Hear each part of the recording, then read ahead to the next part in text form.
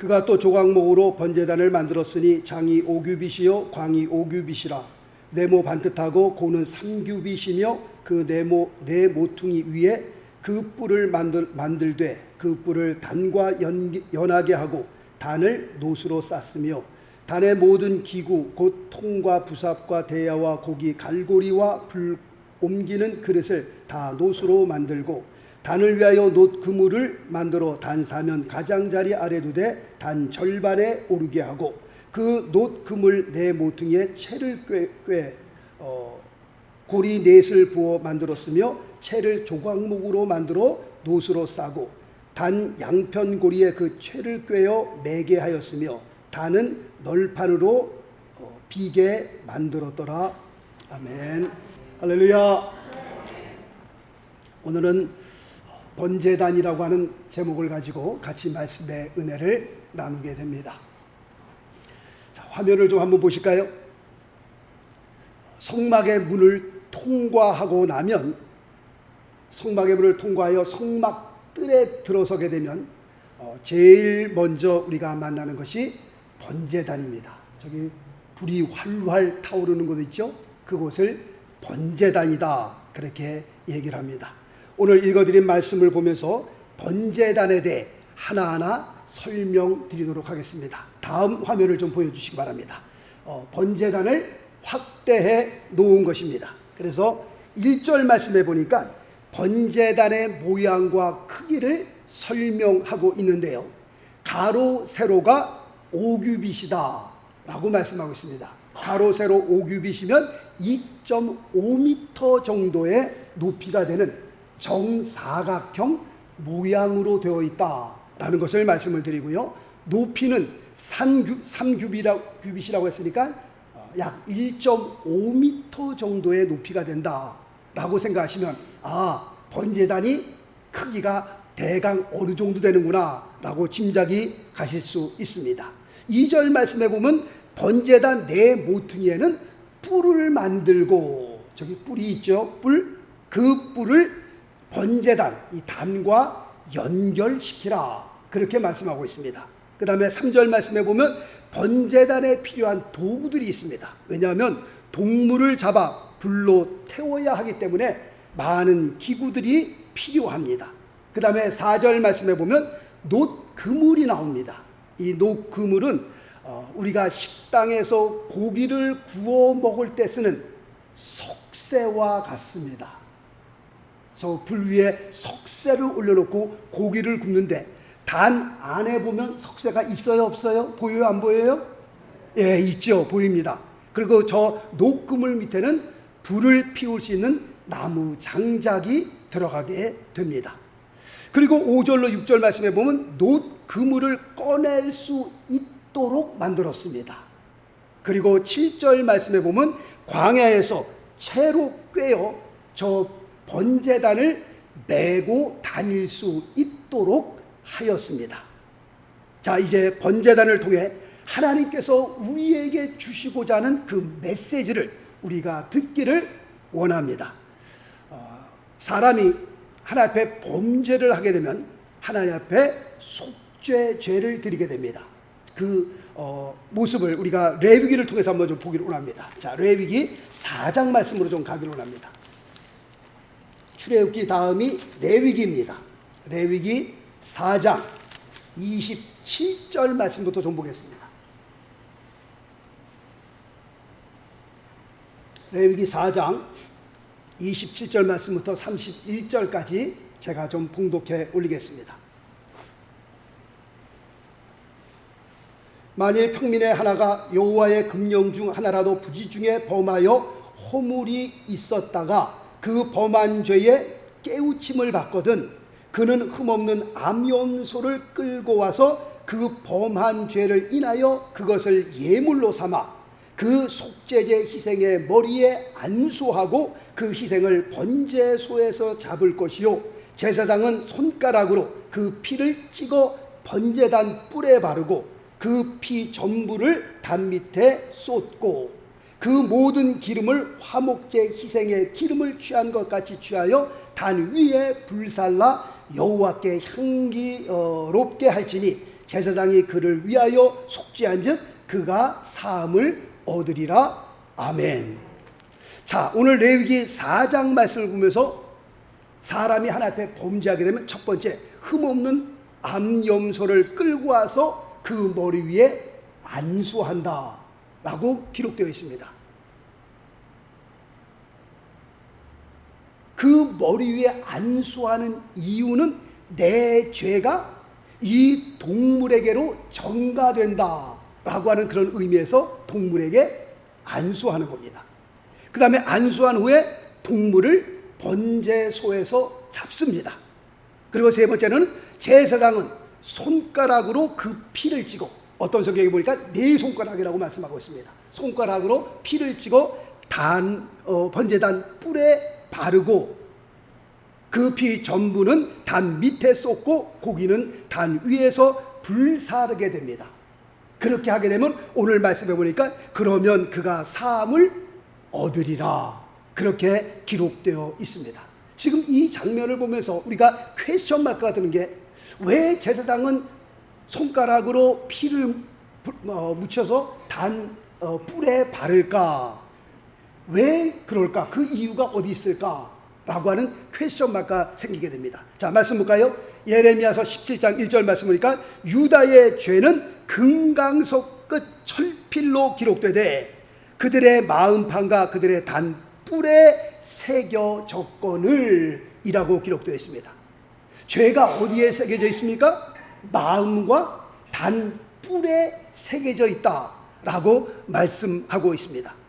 그러므로 우리가 번제단 앞에 서면 그 뿔에 기록된 우리의 죄가 우리를 하나님 앞으로 나아가지 못하도록 막는 역할을 하는 겁니다. 죄의 싹은 뭡니까? 사망입니다. 그렇다면 그 죄를 해결해야 우리가 성막으로 가는데, 지성소로 가는데, 하나님께로 나아가는데, 그 죄를 해결하는 방법을 하나님께서는 번제단을 통해서 우리에게 알려주셨다는 겁니다. 그렇다고 할 것 같으면 번제단이라고 하는 것은 무엇하는 곳입니까? 라고 묻는다면 우리의 죄를 대신하여 동물을 잡아 그 피로 우리의 죄를 씻는 곳이 바로 어디예요? 번제단이다 라고 성경은 가르쳐 말씀하고 있습니다. 그런데 문제는 동물의 피가 우리의 죄를 영원히 그리고 완전하게 씻을 수 있느냐? 해결할 수 있느냐? 해결할 수 없다는 겁니다. 오늘날 알아듣기 쉬운 말로 말씀을 드리면 동물의 피는 땜빵용입니다. 땜빵용. 잠시 우리의 죄를 사하는 땜빵용으로 쓰여질 뿐입니다. 동물의 피가 우리의 죄를 완전히 그리고 영원히 속죄할 수 있느냐? 속죄할 수 없다라고 하는 겁니다. 자, 우리가 성경을 펼 수 있으면요, 히브리서로 좀 가보기를 원합니다. 히브리서 10장 1절 말씀, 신약 360페이지가 됩니다. 히브리서 10장 1절 말씀에 보면 이렇게 기록되어 있습니다. 율법은 장차 오는 좋은 일의 그림자요 참 형상이 아니므로 해마다 늘 드리는 바 같은 제사로는 나아오는 자들을 언제든지 온전케 할 수 있느니라 없느니라? 없느니라 라고 말씀하고 있습니다. 자, 그 다음 3절과 4절 말씀을 또 볼까요? 3절과 4절 말씀 보니까 그러나 이 제사들은 해마다 죄를 생각하게 하는 것이 있나니 이는 황소와 염소의 피가 능히 죄를 없이 하지 못함이니라 라고 말씀하고 있습니다. 그러므로 번제단에서 뿌리는 그 피는 우리의 죄를 사는 땜빵용이지 그 동물의 피가 우리의 죄를 완전히 그리고 영원히 사할 수 있느냐? 없다라고 성경 가르쳐 말씀하고 있는 겁니다. 그래서 누가 오신 겁니까? 참 형상이 오신 겁니다. 진짜가 나타난 겁니다. 누구예요? 예수 그리스도를 가리켜 말씀하고 있습니다. 자, 히브리서 10장 전에 히브리서 9장 말씀을 또 한번 봅니다. 히브리서 9장 11절로 14절까지의 말씀을 제가 좀 읽겠습니다. 히브리서 9장 11절로 14절. 그리스도께서 장래 좋은 일의 대제사장으로 오사 손으로 짓지 아니한 곧 이 창조에 속하지 아니한 더 크고 온전한 장막으로 말미암아 12절 염소와 송아지의 피로 아니하고 오직 자기 피로 할렐루야 예수 그리스도의 피로 영원한 속죄를 이루사 단번에 성소에 들어가셨느니라. 13절 염소와 황소의 피와 및 암송아지의 죄로 부정한 자에게 뿌려 그 육체를 정결케 하여 거룩케 하거든. 14절 말씀 보니까 하물며 잠깐이지만 동물의 피가 우리의 죄를 씻는다는 겁니다. 그런데 14절 말씀 보니까 하물며 영원하신 성령으로 말미암아 흠없는 자기를 하나님께 드린 그리스도의 피가 어찌 너희 양심으로 죽은 행실에서 깨끗하게 하고 살아계신 하나님을 섬기게 못하겠느뇨 라고 지금 말씀하고 있습니다. 지금 번제단 위에 우리의 죄를 위해 동물이 올라갔다라고 말씀을 드렸잖아요. 그런데 오늘 히브리서 9장 말씀해 보니까 우리의 죄를 위하여 동물이 아니라 누가 올라가신 거예요? 우리 주 구세주가 예수 그리스도가 직접 단 위에 올라가셨다는 겁니다. 바로 이것이 십자가의 죽음이었습니다. 자, 또 말씀 볼까요? 요한복음 1장 29절 말씀 보니까 보라 세상 죄를 지고 가는 하나님의 어린 양이로다. 번제단 위에 오르신 어린 양 예수 그리스도를 의미하는 거고요. 그 다음 절 고린도전서 5장 7절 말씀 보니까 우리의 유월절 양 곧 그리스도께서 희생이 되셨느니라 라고 말씀하고 있습니다. 예수님께서 어린 양이 되어 번제단 위에 올라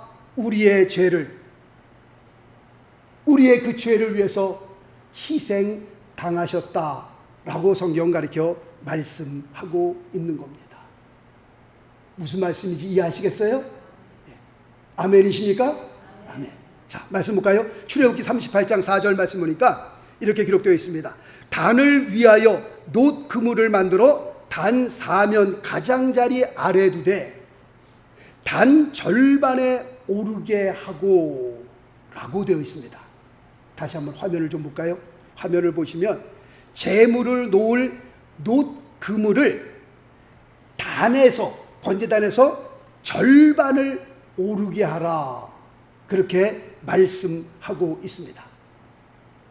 출애굽기 38장 4절 말씀에 단 절반에 오르게 하라 그 오르다라고 하는 그 말씀이 바로 예수님의 십자가의 죽음을 예언하고 있는 말씀이 됩니다.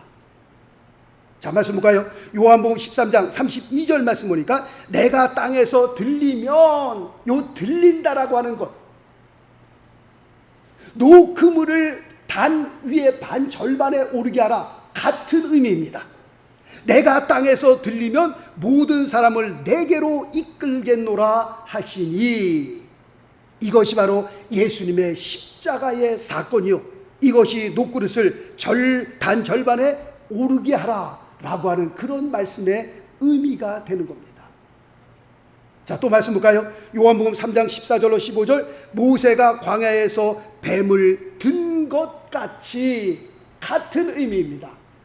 단 절반에 오르게 하라 그 말씀과 모세가 광야에서 뱀을 든 것 같이 인자도 어떻게 해요? 들려야 하리니 이는 저를 믿는 자마다 영생을 얻게 하려 하심이니라. 아멘. 하나님의 말씀을 보고 있으면요 정말 기가 막힙니다. 기가 막혀. 어떤 한 단어도요 어떤 한 말도 그냥 기록된 것이 없고요 기록된 하나님의 말씀은 1.1도 땅에 떨어지는 일이 없고요 하나님의 말씀을 보면서 정말 이 말씀은 살아계신 하나님의 말씀이 아니다 라고 고백하지 아니할 수 없고요 이 말씀을 볼 때마다 이 말씀은 역사하시는 하나님의 말씀이다 우리가 고백하지 아니할 수 없는 겁니다. 구약에 기록된 모든 말씀들이 신약과 다 연결이 짱이 이루어지고요 사실 이 성경은 약 40명이 기록했거든요. 그리고 창세기부터 요한계시록까지 약 1500년 기간이 흐르면서 이 성경이 완성된 겁니다. 그렇다고 할 것 같으면 이게 어딘가 뭐 삐거덕 소리가 나야 되는 겁니다. 40명이 한 자리에 모여갖고 동그란 책상 위에 모여갖고 서로 막 의논해가면서 야 이게 안 맞으니까 서로 이걸 고쳐가면서 그렇게 기록된 것이 아니라 하나님께서 주신 그 영감을 따라 그냥 다 기록한 겁니다. 40명이 각자 다른 장소에서 1500년이라는 기간을 통해서, 그럼에도 불구하고 하나님의 말씀이 다 그냥 한 줄의 구슬을 깨우듯이 다 말씀이 연결이 되고, 만약에 이 하나님의 말씀이 다 거짓말이요, 허위요, 다 가짜라면요, 성경은 이 지구상에서 벌써 사라졌습니다. 없어졌습니다. 늘 말씀을 드립니다만 이 성경은 오늘날까지도, 지금까지도 뭐예요? 베스트셀러로 팔린다고 그러잖아요. 가장 많이 팔리는 책 성경입니다. 그런데 성경이 거짓말이라면, 다 가짜라면 말이 안 되잖아요.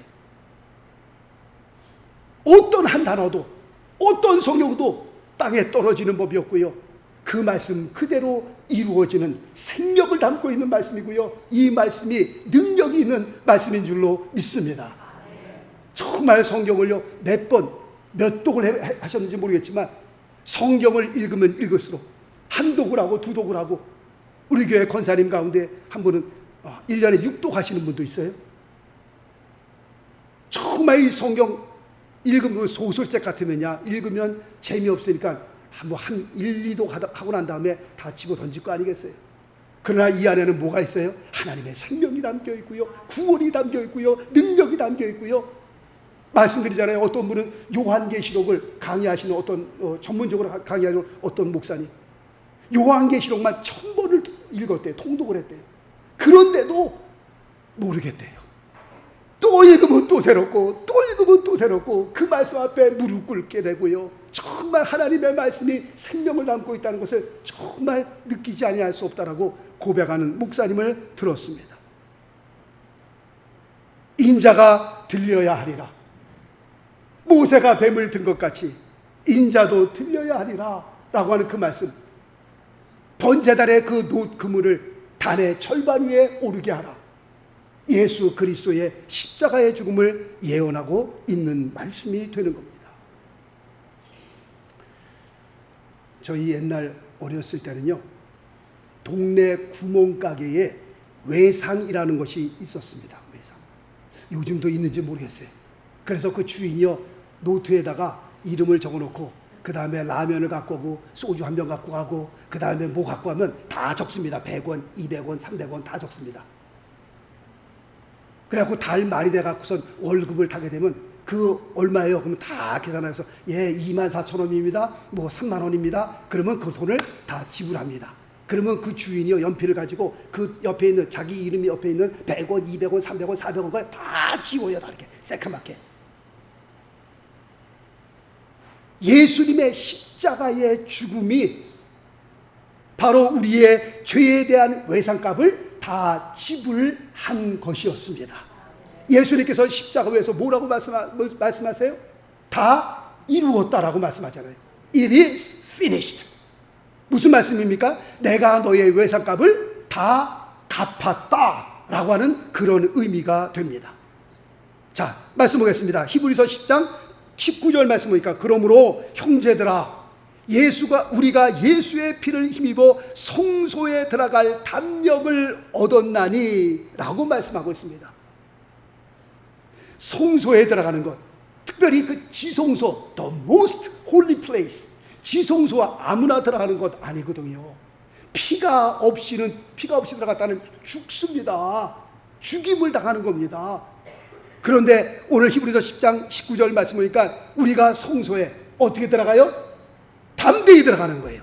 무엇 때문에요? 예수 그리스도의 피를 힘입어. 우리가 구원받은 것 절대로 우리의 공로 아닙니다. 우리가 하나님께로 나아가는 것, 우리가 성소로 담대하게 들어갈 수 있는 것, 우리의 힘이나 우리의 공로 아니거든요. 이것은 다 하나님의 은혜요, 100% 예수 그리스도의 피의 공로인 줄로 믿습니다. 예수 그리스도의 피가 없이는 우리가 성소로 들어갈 수 없는 겁니다.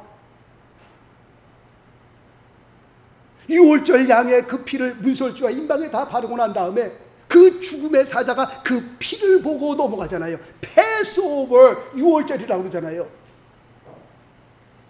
그 집에 사는 사람이 잘나고 대단하고 뭐 멋쟁이고 그래서 죽음의 사자가 넘어가는 겁니까? 아니요. 그 집에 사는 사람이 형편없어도 무엇을 보고요? 어린 양의 피를 보고 넘어간 것처럼 우리가 잘나서 구원받는 거예요? 우리가 대단한 사람이니까 구원받는 거예요? 아니잖아요. 늘 말씀을 드립니다만 우리가 잘나면 얼마나 잘났어요? 배우면 얼마나 배웠어요? 가졌으면 얼마나 가졌어요? 우리가 비행기 타고 4만 피트 3만 피트 위에 올라가 보세요. 다 빌딩 볼 때 다 거기서 거기죠. 하나님 보실 때 우리가 다 거기죠. 우리 인간들이 밑에서 위를 바라보면서 우리가 잘났다, 네가 잘났다, 내가 잘났다 그러는 거죠. 하나님께서 한번 후 불어버리면 다 날아갈 인생들이에요. 건강도 날아가고요, 재물도 날아가고요. 그러므로 하나님 앞에서 어떻게 해요? 까불면 안 되는 겁니다. 하나님께서 복을 주실 때, 하나님께서 건강을 주셨을 때 늘 더 겸손하고 또 겸손하고 또 겸손해야 하나님께서 내게 주신 그 복이 길게 가는 거죠. 조금 가졌다고 해서 어깨에 힘주고 사람 무시하고요. 하나님이 한번 불어버리면 다 날아갈 인생인데 뭘 그렇게 까불어요? 그렇다고 할 것 같으면 이제 우리는 어떻게 살아야 하는 겁니까? 우리가 어떤 각오로 살아야 하는 겁니까? 하나님께서 나 같은 죄인을 위해서 십자가 못 박혀 돌아가셨는데, 내가 성소에 들어갈 하나님의 은혜를 입었는데, 그렇다면 나는 어떻게 살아야 합니까? 라고 하는 질문에 자 말씀 보겠습니다. 로마서 12장 1절 말씀이니까, 그러므로 형제들아 내가 하나님의 모든 자비하심으로 너희를 권하노니 너희 몸을 하나님이 기뻐하시는 거룩한 무엇으로 드리라? 산 제사로 드리라. 이는 너희의 드릴 영적 예배니라. 무슨 뜻입니까 이게? 사실 나의 죄로 말미암아 그 번제단 위에 누가 올라가야 되는 거예요? 내가 올라가야 되는 겁니다. 내가 그 위에 올라가 죽어야 마땅한 겁니다. 그런데 나 대신 누가 올라간 거예요? 예수 그리스도께서 올라가셔서 나 대신 죽으신 겁니다. 그러므로 오늘 성경은 우리에게 뭐라고 말씀하고 계세요? 너희의 몸을 하나님이 기뻐하시는 산 제사로 드려라. 무슨 말씀입니까? 살아 있으나 죽은 자처럼 살려는 겁니다. 우리 장로교회에서는 약식 세례를 줍니다만 침례교회에서는 오순절 그쪽 계통에서는 침례를 주잖아요. 침례가 뭐예요? 물속에 완전히 들어가는 거 아니겠어요? 머리카락 하나 안 당겨놓고 물속에 완전히 들어가는 것. 무슨 의미입니까? 나는 죽었다는 의미입니다. 세례라는 의미가 바로 거기에 있습니다.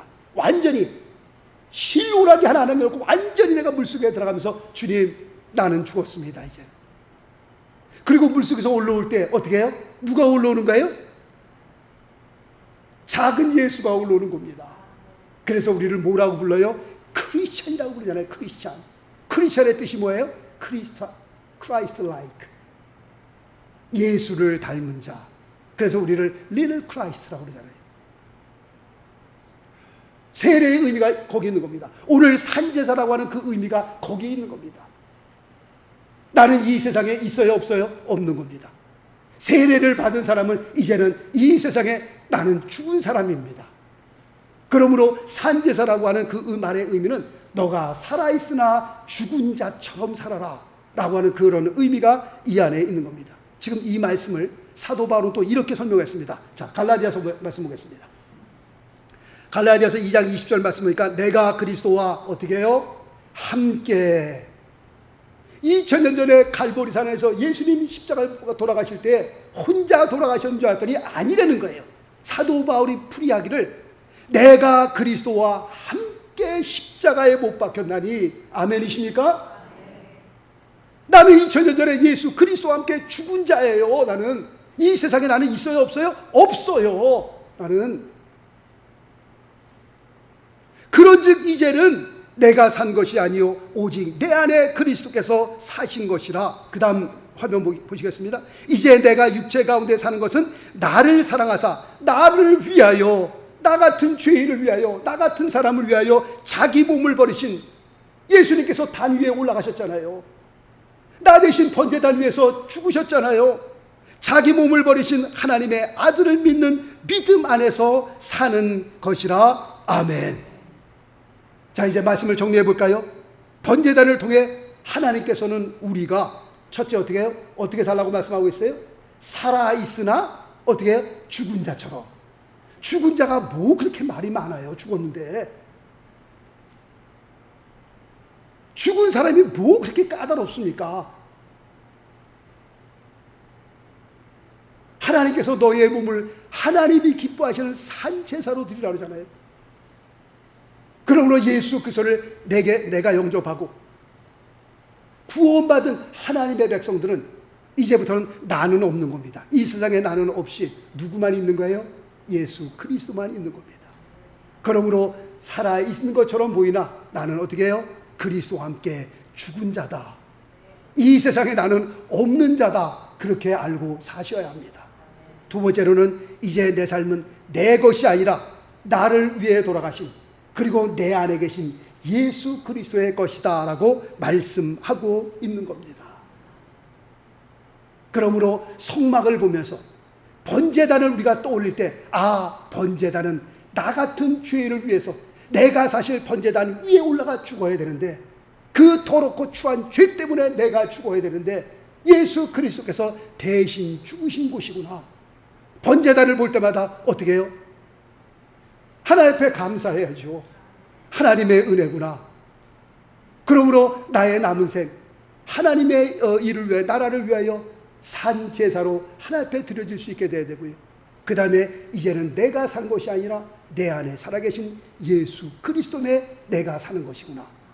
깨달음이 있는 놀라운 은혜가 있기를 바라겠습니다. 번제단을 볼 때마다 정말 하나님 앞에 감사하고 내가 남은 생에 어떻게 살아야 되는가, 새로운 각오로 정말 하나님이 기뻐하시는 그런 귀한 산제사와 같은 그런 귀한 삶으로 하나님 앞에 드려질 수 있게 되시길 예수 그리스도 이름으로 축원합니다. 기도하겠습니다.